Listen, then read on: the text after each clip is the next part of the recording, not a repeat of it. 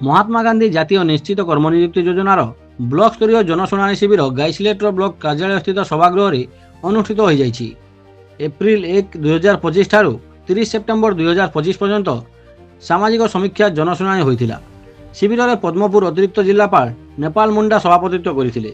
APO Ketan प्रधान 19टी ग्राम पंचायतर तथ्य उपस्थापन करथिबा बेले block सामाजिक समीक्षक उमाकांत साहू ग्राम पंचायत गुड़िकर समस्या गुड़िक उपस्थापन करथिले।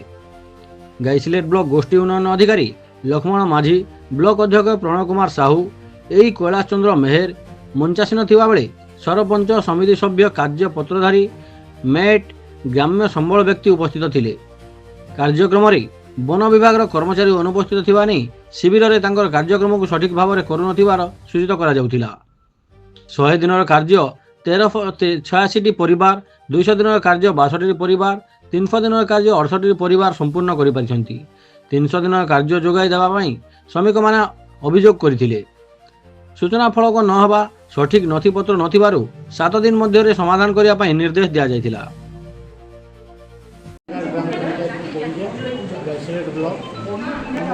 ग्राम सरपंच एडीओ और डीआरएस मिसिक बहुत दुर्नीति काम कर मोटे काम नहीं करवा, खाली एनआरजीएस पैसा पके लोग जन ना पकाउन, गरीब लोग बुद्धि भी काम नहीं पाइबार आ सब पैसा के हड़प कर सरकार निहाती दृष्टि देवार आवश्यकता रही।